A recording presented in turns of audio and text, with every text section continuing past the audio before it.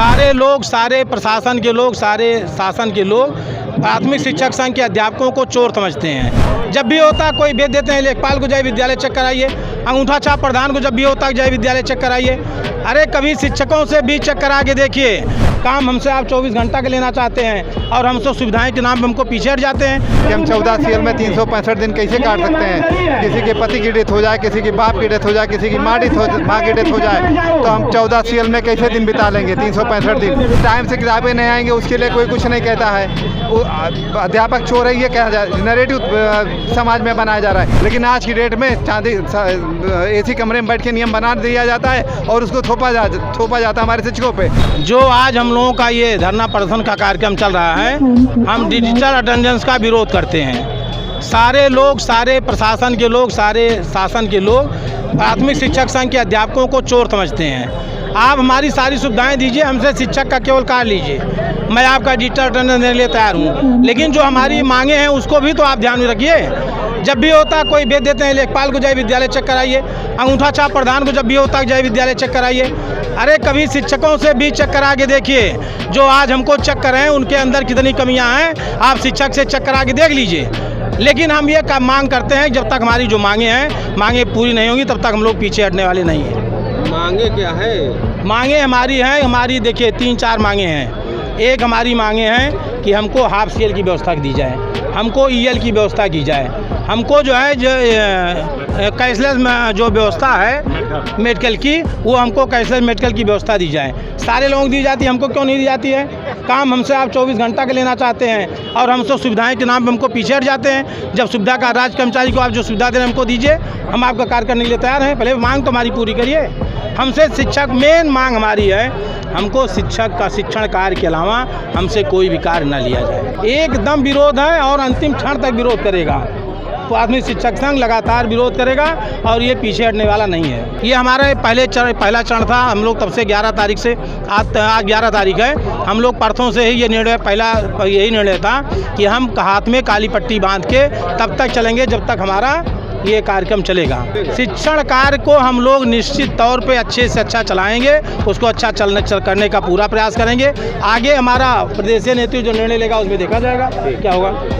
हमारी ऑनलाइन हाजिरी के विरोध में नहीं है, हमें अपने मांगों के लिए है। ऑनलाइन हाजिरी में हमारे साथ ये है कि हम 14 CL में 365 दिन कैसे काट सकते हैं। किसी के पति की डेथ हो जाए, किसी की बाप की डेथ हो जाए, किसी की माँ की डेथ हो जाए, तो हम 14 CL में कैसे दिन बिता लेंगे 365 दिन।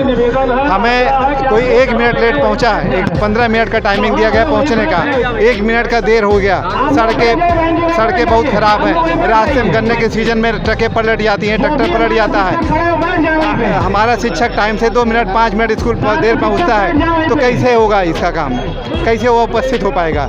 इसलिए हम इसका विरोध कर रहे हैं। हमें ऑनलाइन हाजिरी से कोई विरोध नहीं है, लेकिन मुझे अपनी मांगों के समर्थन में ये करना पड़ रहा है। हमारी मांगे पूरी कर दें, हम ऑनलाइन देने के लिए तैयार हैं। हमारी मांगे हैं 30 EL, 15 हाफ CL, कैशलेस चिकित्सा है। हमें शैक्षिक कार्यों के अलावा कोई कार्य ना दिया जाए। हमारे यहाँ एक लिपिक की नियुक्ति की जाए।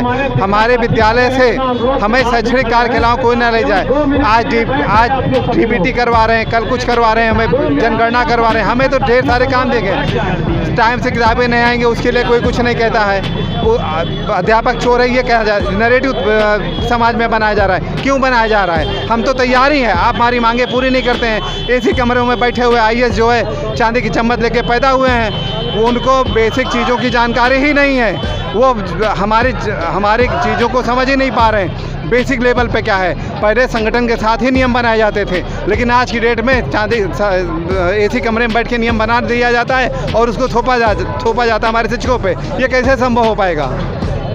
इसलिए हम इसका ऑनलाइन हाजिरी का विरोध कर रहे हैं। पहले हमारी मांगे मानी जाए, हम ऑनलाइन हाजिरी देने तैयार हैं, बाकी सारा काम तो कर ही रहे हैं। ये बेसिकली जो अभी डिजिटल अटेंडेंस के विरोध में इन लोगों का जो शिक्षक संगठन का धरना था, बेसिकली विभाग से निर्देश मिले हैं कि मानव संपदा के डेटा के आधार पे ही जो पहले शिक्षकों की समस्याएं थी उसको विभाग पहले से ही ऑनलाइन सिस्टम के माध्यम से उसके समाधान का प्रयास कर रहे हैं। अभी बेसिक शिक्षा विभाग में किसी भी शिक्षक की चाहे लीव का अप्रूवल हो, उनकी वेतन की कटौती है, निलंबन है, बहाली है, इंक्रीमेंट लगना है, एरियर का भुगतान होना है, सारा सिस्टम ऑनलाइन है। सबसे पहले शासन के स्तर पे, विभाग के स्तर पे ये कोशिश की गई कि टीचर्स की जो समस्याएं हैं सबसे पहले हम उनका समाधान करें, उसको डिजिटल प्लेटफॉर्म पे लें।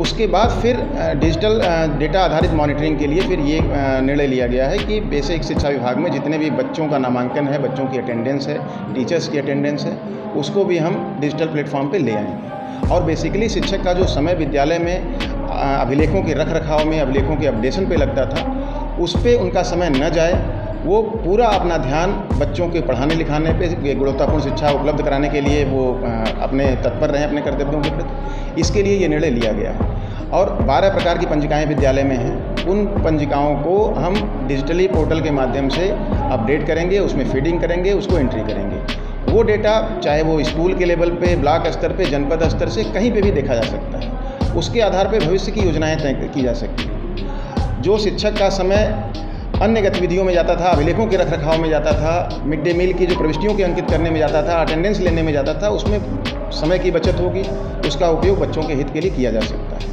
तो ये सभी सारी वस्तु स्थिति, जो सारी कवायद है, वो इसलिए की जा रही है कि बच्चों का नामांकन विद्यालय में बढ़े, गुणवत्तापूर्ण हम शिक्षा उपलब्ध करा पाएँ, तथा साथ ही साथ शिक्षकों की जो समस्याएं, जो स्कूल से व्यवहारिक कठिनाइयाँ आ रही थी, उसको भी दूर करने के लिए सरकार ने और विभाग ने ये निर्णय लिया है।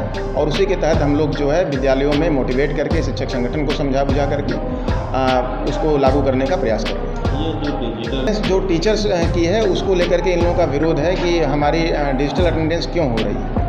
तो इस पर मैंने अभी आप लोगों ने देखा कि मैंने वार्ता भी किया शिक्षक संगठनों के साथ कि कोई भी जो भी अटेंडेंस हो रही है, वो ऐसा नहीं कुछ नया हो रहा है। हम पहले भी समय से विद्यालय जाते हैं और समय से अटेंडेंस हम देते रहे हैं। उसको हम सिर्फ और सिर्फ डिजिटली माध्यम से, डिजिटल प्लेटफॉर्म पे ले आकर के ऑनलाइन माध्यम से हमको अटेंडेंस दे रहे हैं। जिस तरीके से लोग कह रहे हैं कि दूरस्थ हम है, जाने में कठिनाई होती है, तो क्या HRA वगैरह मिलता है? नहीं, जो दूरस्थ शिक्षक हैं उसमें कोई अब उसमें कुछ कहा नहीं जा सकता है, क्योंकि जो पदस्थापन विद्यालयों में होता है वो एक नियमावली के तहत होता है। महिलाओं को पहले दिव्यांगों को प्राथमिकता दी जाती है, महिलाओं को प्राथमिकता दी जाती है और फिर पुरुषों को प्राथमिकता दी जाती है। सभी स्कूलों में, जो ग्राम पंचायत में ही स्कूल हैं और ग्राम पंचायतों में बच्चे हमारे होते हैं, प्राथमिकता हमारे बच्चों को गुणवत्तापूर्ण शिक्षा उपलब्ध कराना है। और शिक्षकों को भी सुविधा का ध्यान रखा जाता है काउंसलिंग के माध्यम से। जो समय समय पे पारस्परिक स्थानांतरण भी किए जाते हैं, ताकि जो उनकी अगर कहीं पे कुछ जेन्युइन डिमांड है तो वो पूरी हो जाती है स्कूल के लेवल पर ले जाकर। तो इसमें कोई कठिनाई नहीं है। सब्सक्राइब करें आपका अपना चैनल न्यूज़ टाइम नेशन और हर खबर सबसे पहले पाने के लिए बेल आइकॉन जरूर दबाएं। और हाँ, खबरें पसंद आ जाएं तो लाइक और शेयर करना ना भूलें।